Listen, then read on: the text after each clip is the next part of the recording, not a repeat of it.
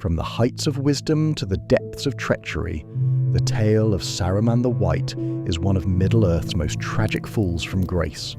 Once the most powerful of the Astari and leader of the White Council, he would become a tool of the very darkness he was sent to oppose. Today we explore the complete history of Saruman, from his origins in the Undying Lands to his ultimate downfall at the hands of his own servant. The origins and arrival of Curumo. In the beginning, before the corruption, before the betrayal, there was Curumo. He was among the Maiar, those divine spirits who served the Valar in the Undying Lands of Aman. Curumo was a Maiar of Aule the Smith, the Valar who was master of crafts, metals, and the shaping of the earth itself.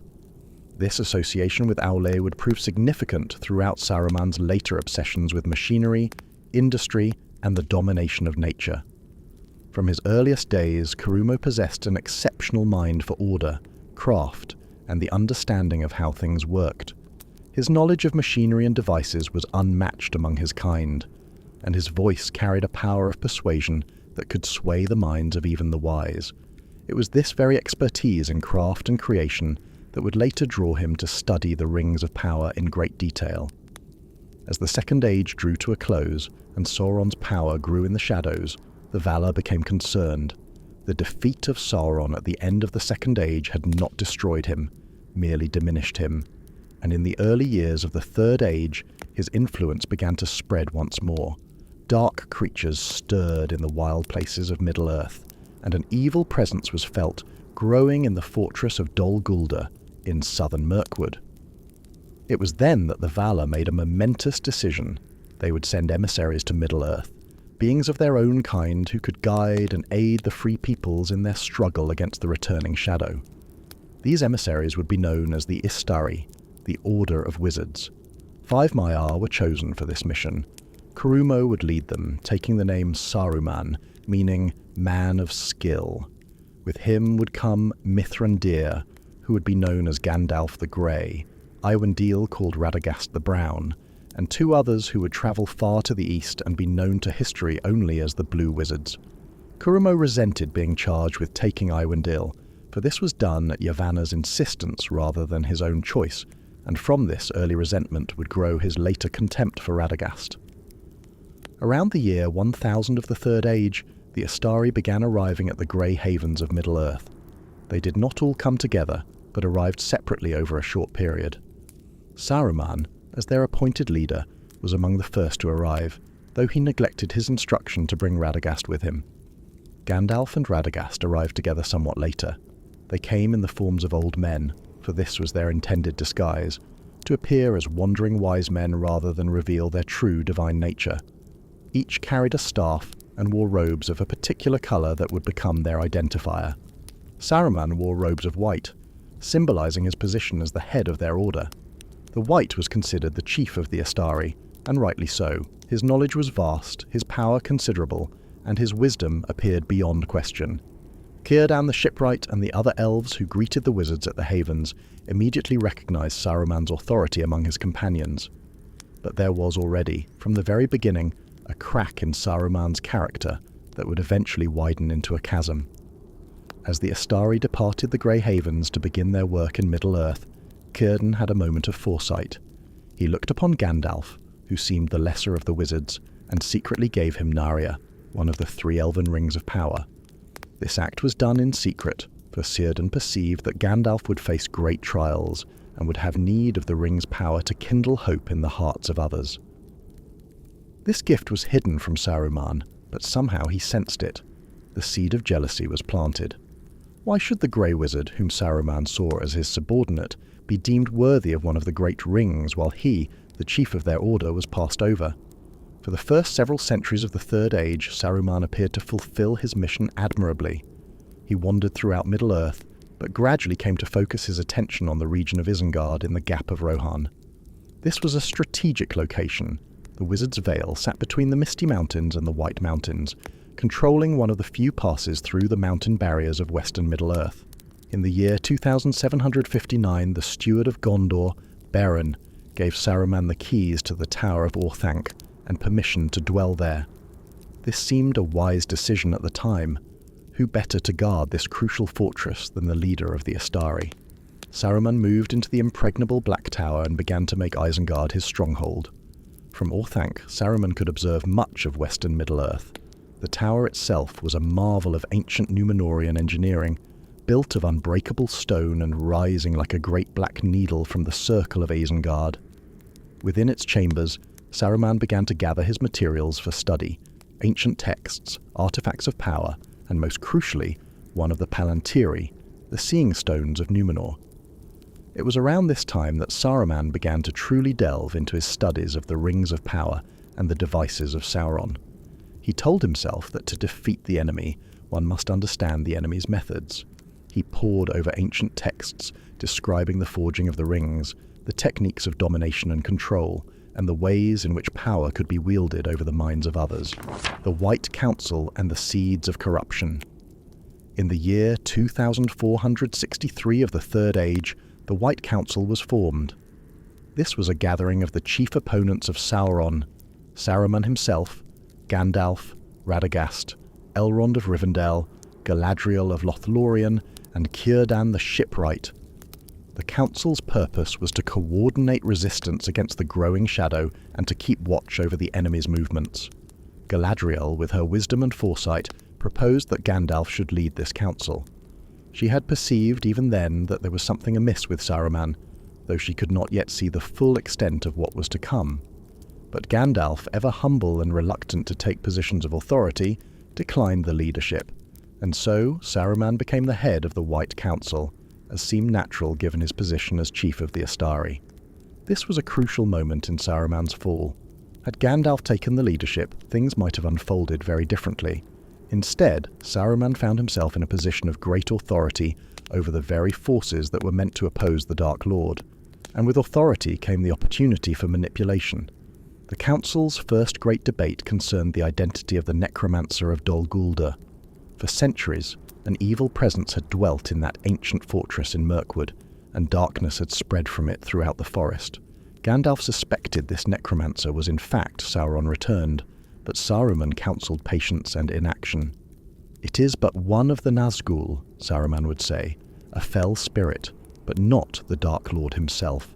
We should watch and wait, gathering our strength for when the true enemy reveals himself." But Saruman's real reason for urging inaction was far more sinister. He had begun to hope that if Sauron did return, the Dark Lord might reveal the location of the One Ring in his searching, and if Saruman could discover where the ring was, he might claim it for himself.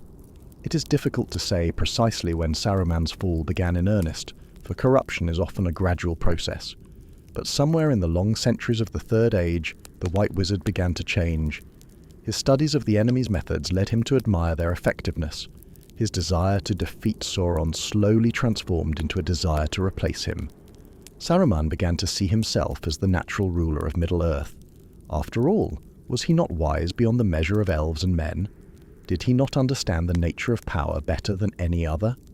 If he could claim the One Ring, he reasoned, he could bring order to the chaos of Middle-earth.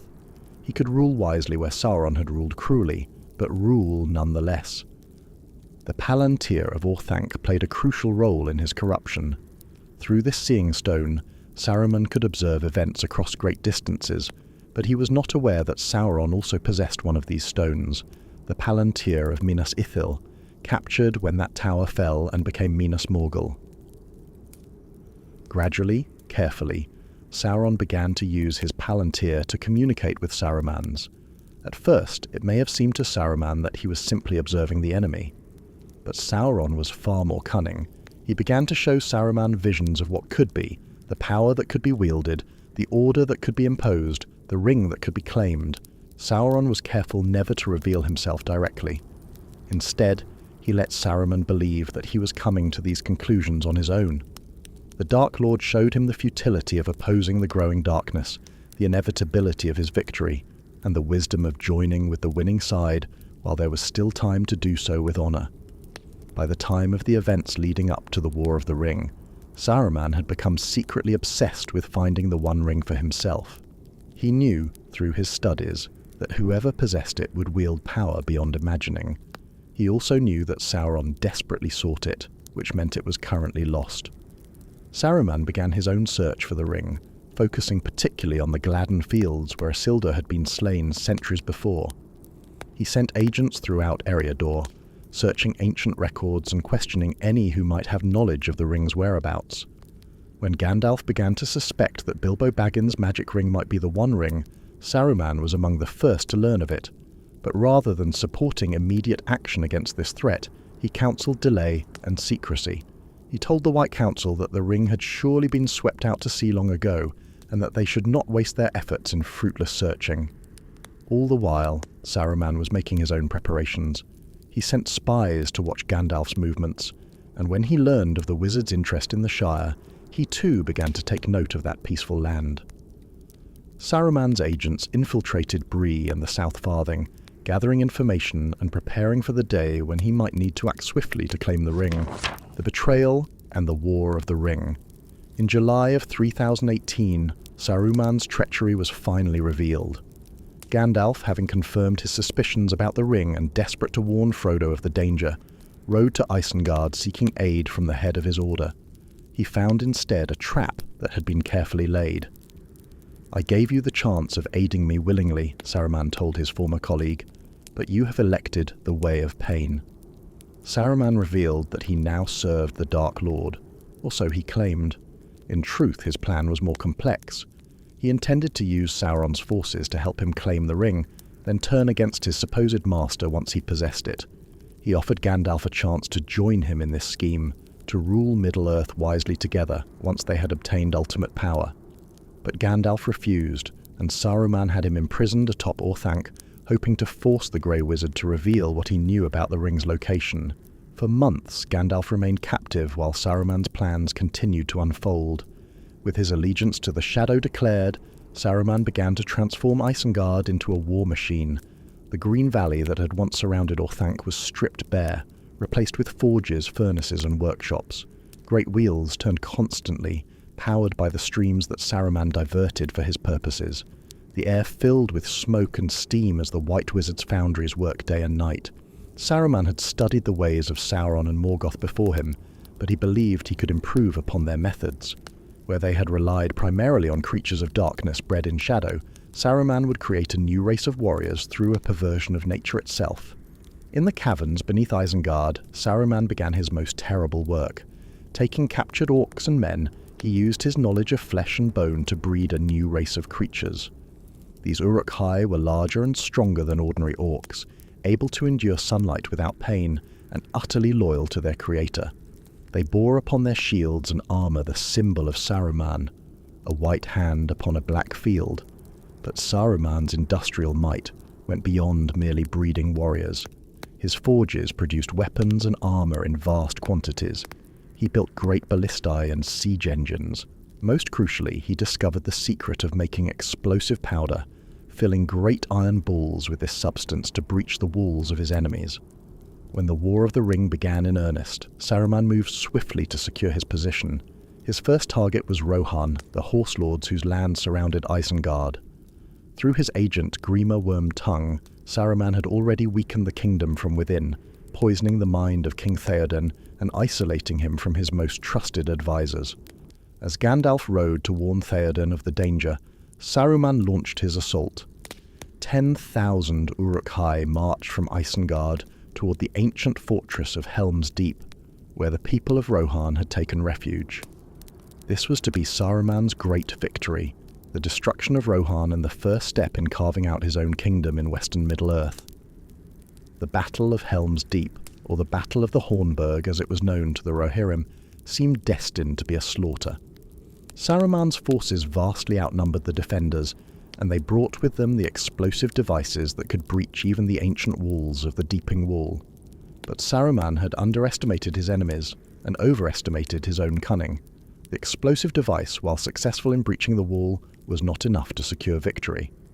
The defenders fought with desperate courage, and at the crucial moment, Gandalf arrived with reinforcements led by Erkenbrand of the Westfold. The Uruk-hai were routed, and Saruman's first great gambit had failed. While Saruman's army was being destroyed at Helm's Deep, an even more devastating fate was befalling Isengard itself. Saruman's rape of the natural world had finally awakened the wrath of its most ancient guardians, the Ents, the tree shepherds of Fangorn Forest. Led by Treebeard, the oldest of their kind, the Ents marched upon Isengard in righteous fury. They had tolerated much over the long ages, but Saruman's wholesale destruction of the forests that bordered his realm was beyond forgiveness. The trees themselves had begged for vengeance, and the Ents would provide it. The attack on Isengard was unlike anything seen in the history of Middle-earth. The Ents tore apart the war machines with their great strength, hurled the orcs into the ring of Isengard, and destroyed the dams that held back the river Isen. The waters flooded the entire circle of Orthanc, drowning Saruman's fires and reducing his mighty war machine to a waterlogged ruin in a matter of hours. Saruman himself retreated to the safety of Orthanc, which even the Ents could not break, but he was now trapped in his own tower, his army destroyed, his plans in ruins, and his usefulness to Sauron ended. When Gandalf, Theoden, and their companions arrived at the ruined Isengard, they found Saruman still defiant despite his defeat. From the balcony of Orthanc, the fallen wizard attempted one last gambit, to use the power of his voice to sway his enemies to his cause. Saruman's voice had always been his greatest weapon beyond his magic. It was said that none could resist his words when he chose to be persuasive. His speech was like honey to the ears, reasonable and wise, capable of making even the most obvious lies seem like profound truths. He spoke to Theoden of forgiveness, and the need for wise rulers to work together. He offered alliance and friendship, painting himself as merely a victim of circumstances who had been forced into unfortunate choices by the pressure of events.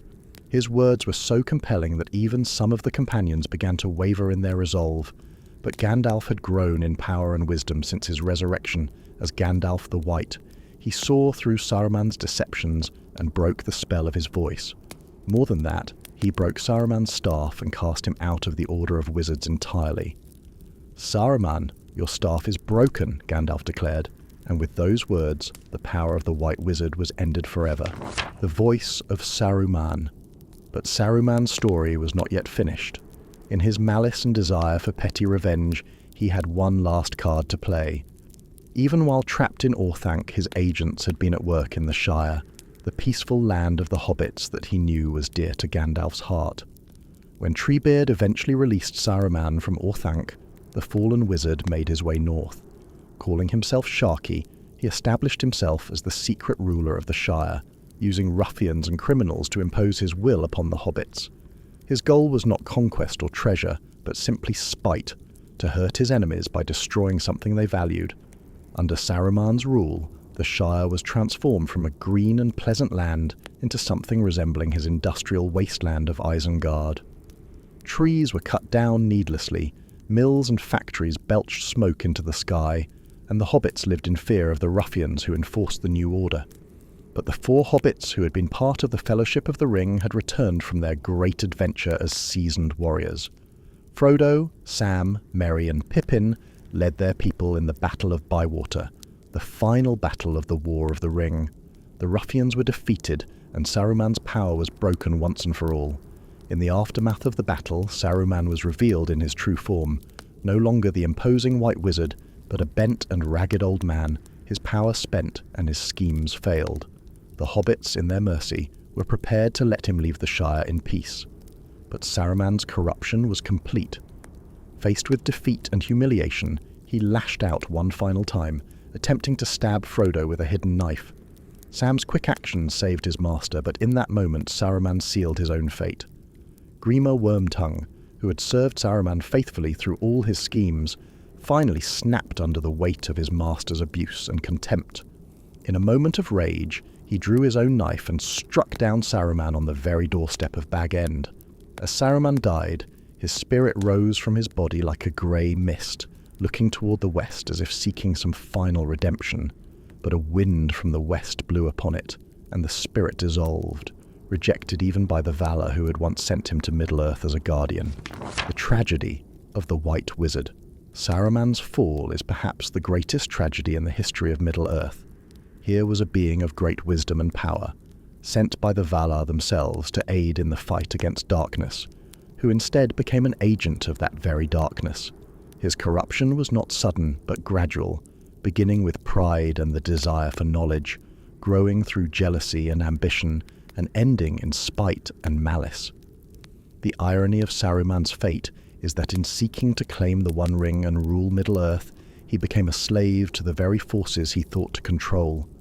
Sauron never trusted him, never intended to share power with him, and ultimately discarded him when his usefulness ended. Saruman gained nothing from his betrayal except the destruction of everything he had worked to build. Yet perhaps most tragic of all is that Saruman's fall was not inevitable. At many points in his story, he could have chosen differently. He could have remained faithful to his mission, could have worked with his fellow wizards instead of against them, could have used his knowledge and power to protect Middle-earth rather than seeking to dominate it. The voice that could have inspired hope instead spread despair. The wisdom that could have guided the free peoples instead led them astray. The power that was meant to protect became a tool of oppression. In losing himself to corruption, Saruman became the very thing he was sent to oppose, a servant of the shadow, a bringer of darkness to the world. In the end, Saruman the White became Saruman of many colours, and finally just a powerless old man whose schemes had all come to nothing. His legacy is a reminder that even the wisest and most powerful can fall, and that the greatest enemy of good is often not evil itself, but the corruption of good intentions by pride, jealousy, and the lust for power. The once great wizard died unmourned and unlamented, his spirit rejected by both the powers of light and darkness. His name became a byword for treachery, and his story a cautionary tale for all who would wield power in Middle-earth. From Curumo the Maya to Saruman the White, to Sharkey the petty tyrant, his was a fall from the greatest heights to the lowest depths. And in that fall, we see reflected the eternal struggle between wisdom and corruption, between service and domination, between the love of knowledge and the lust for power that defines the very heart of Tolkien's Middle-earth. Thanks for joining us in this deep dive tonight. Until next time, stay safe and stay by the fire.